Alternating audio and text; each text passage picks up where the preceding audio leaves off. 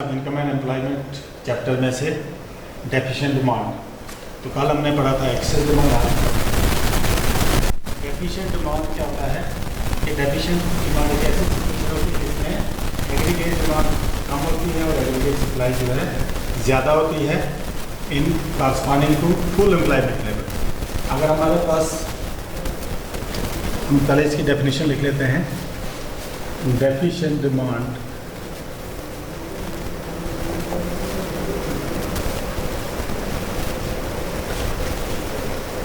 is a situation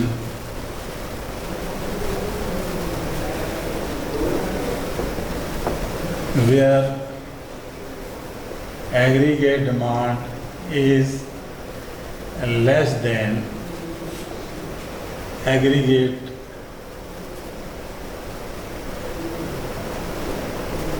supply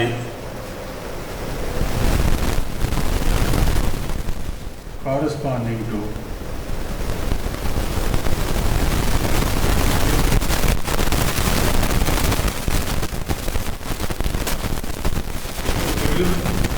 level of employment हमें आता है, उससे यानी डाउन, उससे नीचे ही हमारे पास जो है इक्विलिब्रियम लेवल आ जाता है in case of deficient demand.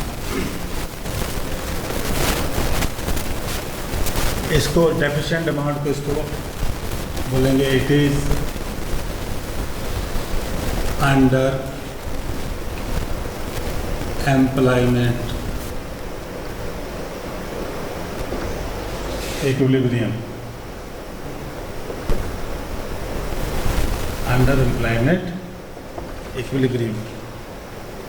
जैसे कल हमने आपको बताया था एक डायग्राम ड्रा करके, सबसे पहले हम ले लेंगे एक्स एक्सिस और वाई एक्सिस।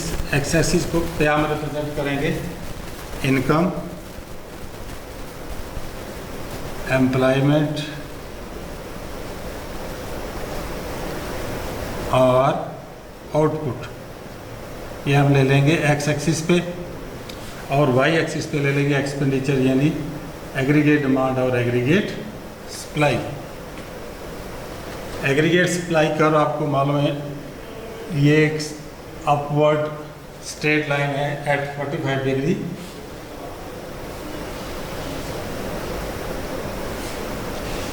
ये आगे एग्रीगेट डिमांड कर्व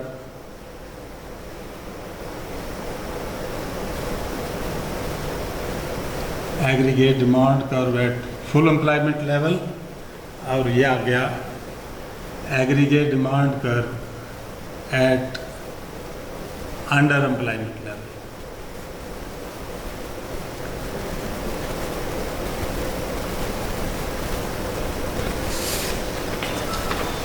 जब हमारे पास आउटपुट है OM लेवल, तो उस वक्त हमारा जो इक्विलिब्रियम लेवल ऑफ एम्प्लॉयमेंट आ जाएगा ये E, जहाँ पर एग्रीगेट डिमांड और एग्रीगेट सप्लाई का जो है इक्वल है। ये आ गया हमारे पास full employment, full employment equilibrium.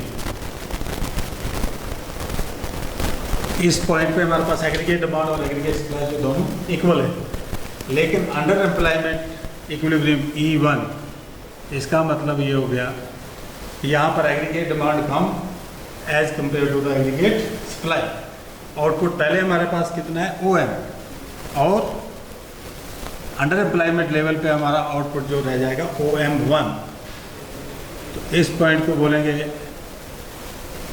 Under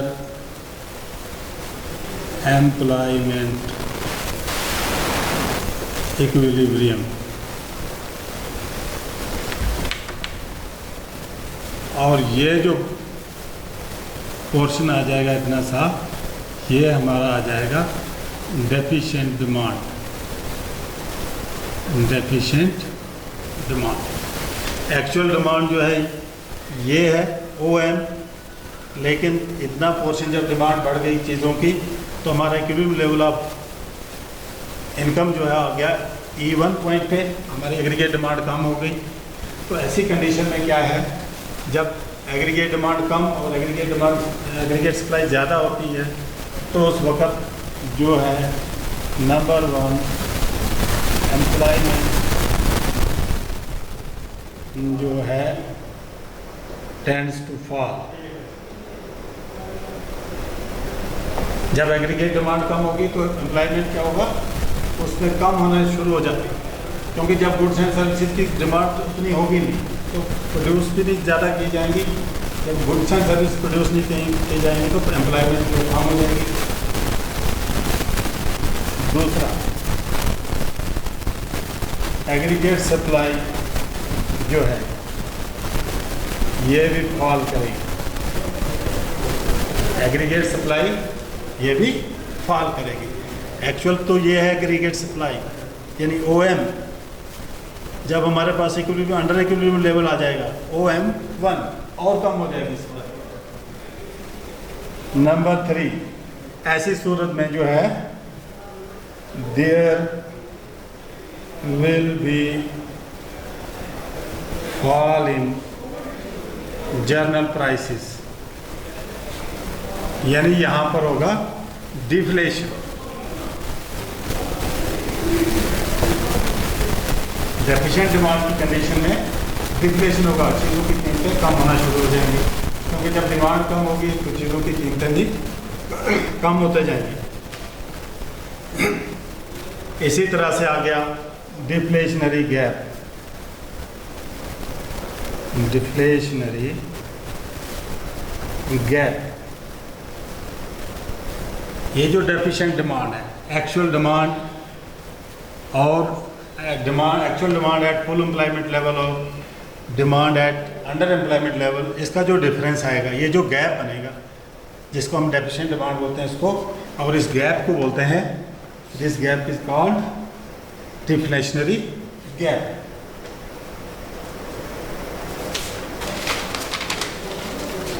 अब पढ़ेंगे कि काजेज इसके क्या क्या है, डेफिशिएंट डिमांड के काजेज क्या हैं।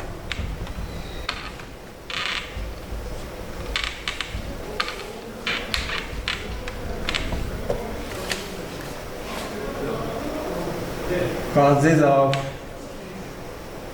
deficient demand.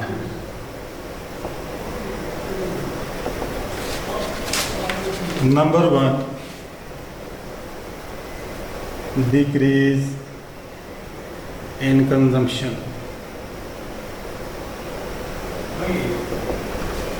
Number 2, increase in taxes.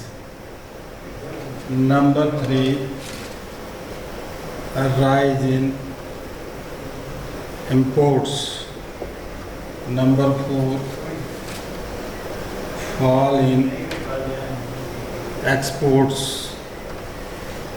Number 5, decrease in government expenditure. Deficient demand कम हो गई जब हमारा कंजप्शन भी कम हो जाएगा। इसका तभी तो एग्रीगेट डिमांड जो है कम हो जाएगी, जब हमारी कंजप्शन कम है, इसका मतलब डिमांड कम हो जाएगी। तो डिमांड एक और इसका काज है कि जब आप गवर्नमेंट टैक्सेस बढ़ा लेती है तो तब भी जो डिमांड जो है कम हो जाती है। राइज इन इम्पोर्ट्स, अगर हम बाहर से चीज़ें मंगवाएंगे तो उनकी कॉस्ट ज़्यादा होती है in comparison to the domestic goods, तभी उन चीज़ों की उतनी डिमांड नहीं रहती है, जिसकी वजह से एग्रीगेट डिमांड जो है कम हो जाती है। या fall in exports, domestic goods जो है जिनको हम बाहर नहीं बेचते, जो बाहर हम दूसरे कंट्रीज़ की गुड्स के साथ कंपटीशन नहीं कर सकते, उस सूरत में जो हमारे अपना माल जो अपने कंट्री में डंप हो जाता है, जिसकी उतनी डिमांड नहीं, जो फॉरेन कंट्री से डिमांड होनी थी वो कम हो जाती है। Decrease in government expenditure, expenditure आ गया कंजप्शन, चाहे प्राइवेट कंजप्शन एक्सपेंडिचर है या गवर्नमेंट कंजप्शन एक्सपेंडिचर है। अगर गवर्नमेंट का एक्सपेंडिचर कम हो जाएगा, इसका मतलब है कि डिमांड ओवरऑल जो डिमांड है वो भी कम हो जाएगी। अगर एक्सपेंडिचर हमारी एक्सेस डिमांड होगी, जितनी ज़्यादा कंजप्शन होगी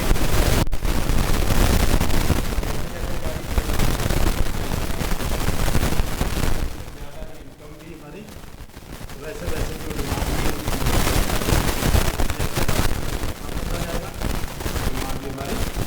कम होता जाएगा। तो इसके इफेक्ट्स क्या हैं? Effects of deficient demand. Deficient demand के इफेक्ट ये है कि इसका आउटपुट जो है वो फॉल करेगा। The output will fall. Output या एम्प्लॉयमेंट जो है कम हो जाएगी। नंबर 2 जो है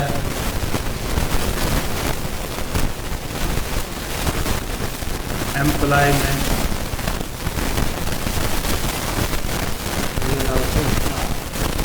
जब डिमांड कम होगी तो एम्प्लॉयमेंट भी कम हो जाएगी।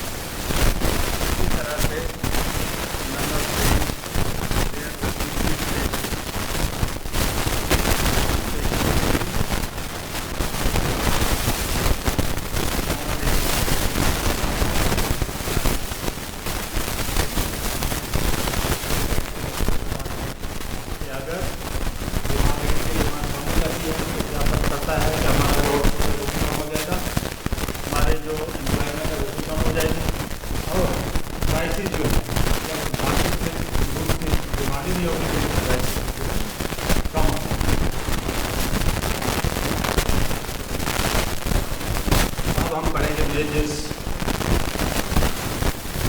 control excess demand or deficient demand.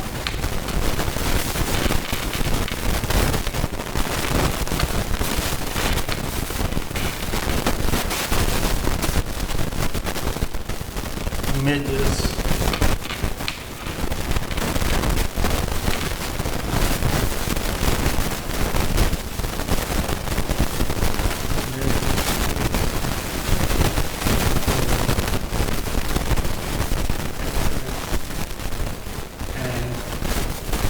deficient demand.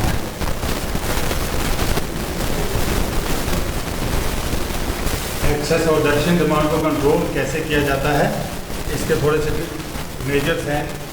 एक तरफ में ले लेंगे हम एक्सेस डिमांड,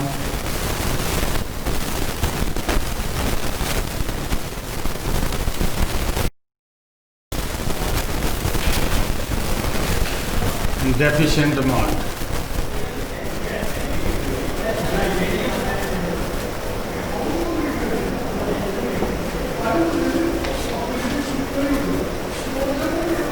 एक्सेस डिमांड को कैसे कंट्रोल किया जा सकता है? Number 1,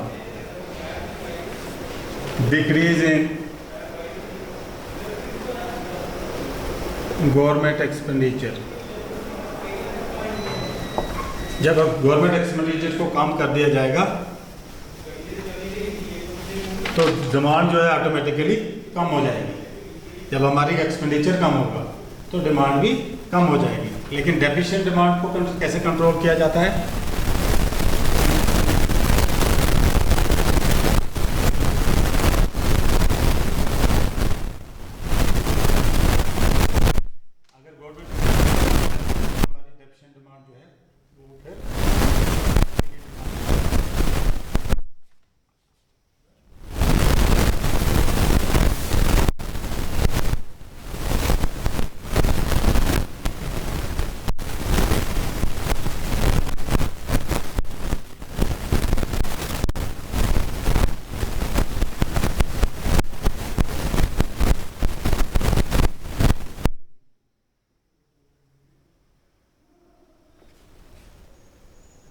Availability of credit। Demand को हम कम करना करेंगे तो हमारा करना का पहला स्टेप है कि डिक्रीज इन गवर्नमेंट एक्सपेंडिचर और डिक्रीज इन पब्लिक एक्सपेंडिचर या decrease in availability of credit, जो कम कर रहे हैं उसको कैसे कम करते हैं आगे स्टेप्स पढ़ेंगे। इसी तरह से increase in availability of credit. Deficient demand को अगर बढ़ाना है तो मार्केट में सप्लाई ऑफ मनी को बढ़ाना होगा, क्रेडिट को बढ़ाना होगा। तो ये अब क्रेडिट को कैसे बढ़ाया जा सकता है? सबसे पहले आ गया number 1, increase in bank rate. कुछ आ गया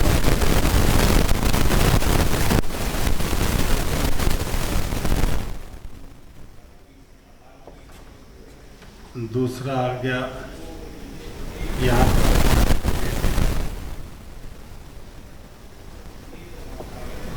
measures.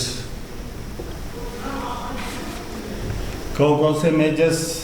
Number 1, increase in bank.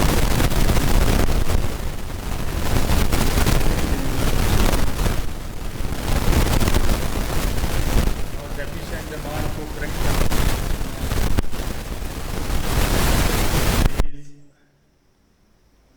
In bank rate. Bank rate हो गया कि रिजर्व बैंक ऑफ इंडिया जो है, रिजर्व बैंक ऑफ जो भी किसी भी गवर्नमेंट, अगर हमने एक्सेस डिमांड को कंट्रोल करना है तो बैंक रेट को, जो लोन वगैरह फाइनेंस करने के लिए रेट जो है उसको बढ़ा दिया जाए। जब interest rate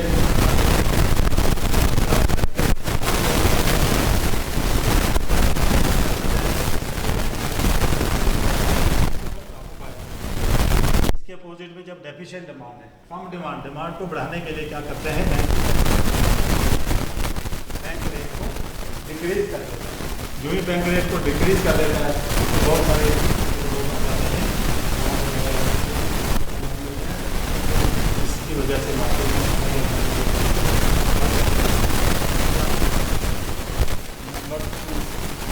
open market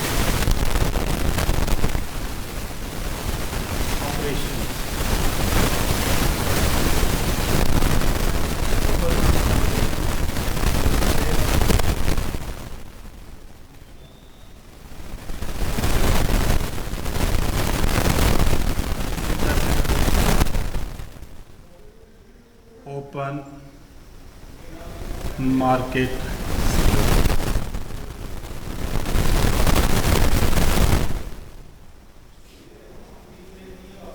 purchase of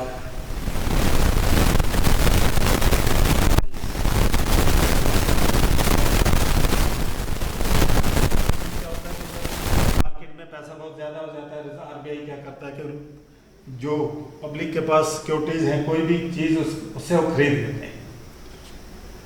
यानी रिजर्व बैंक के पास जितनी भी सिक्योरिटीज हैं उनको क्या करते हैं, ओपन मार्केट में बेच देते हैं। लोगों के पास सिक्योरिटीज बॉन्ड्स वगैरह चले जाते हैं और पैसा जो है बैंक्स के पास आ जाता है। जब पैसा वापस बैंक के पास आ जाता है तो मार्केट में सप्लाई ऑफ मनी भी ऑटोमेटिकली कम हो जाती है। इसी तरह से जब डिमांड कम होती है तो उस वक्त क्या करते हैं, ये अपने पास सिक्योरिटी उनको परचेज कर लेते हैं। पब्लिक से जो जितनी भी सिक्योरिटीज़ हैं वो आगे जो है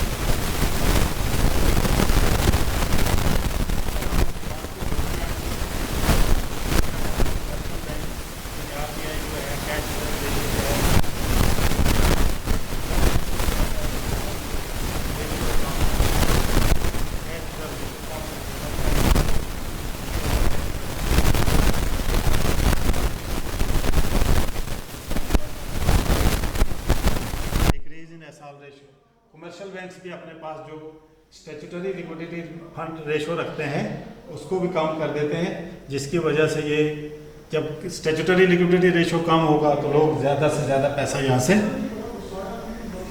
यानी लोन के तौर पर ले सकते हैं, जैसे मार्केट में सप्लाई ऑफ मनी जो है बढ़ सकती है।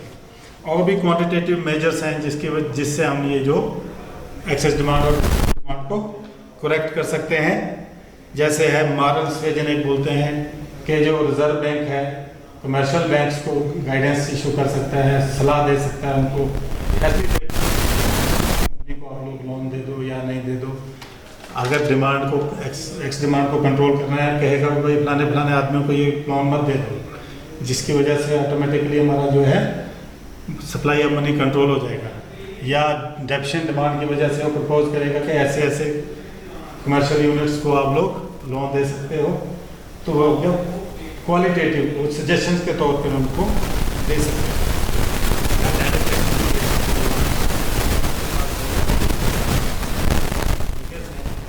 जो चाहे आरबीआई अपना एक्सेस डिमांड को कंट्रोल भी कर सकती है और डेफिशिएंट डाउन डिमांड को भी कंट्रोल कर सकती है। तो ये था आपका टॉपिक जो है एक्सेस डिमांड और deficient demand, which was given by Adam professor J M. Keynes के एक्सेस डिमांड भी हो सकती है और डेफिशिएंट डिमांड भी हो सकती है। उन्होंने ही कहा था कि फुल एम्प्लॉयमेंट लेवल ही नहीं एग्जिस्ट कर सकता, कहीं पर ओवर फुल एम्प्लॉयमेंट इक्विलिब्रियम भी हो सकता है और अंडर एम्प्लॉयमेंट इक्विलिब्रियम भी हो सकता है, यानी हमारी डिमांड और सप्लाई जो इक्वल नहीं हो सकती। एग्रीगेट डिमांड कहीं पे ज़्यादा हो सकती है, एग्रीगेट सप्लाई कहीं पे ज़्यादा हो सकती है। तो ये सारे जो एक्सेस डिमांड और डेफिशिएंट डिमांड किसने दी थी? जे.एम. केन्स ने, जिसको हमने आज डिस्कस किया, कंप्लीट किया। ये जो हमारे पास टॉपिक है विगत इंप्रूवमेंट एम्प्लॉय आता है एम्प्लॉयमेंट वगैरह, तो हम नेक्स्ट लेक्चर में उसको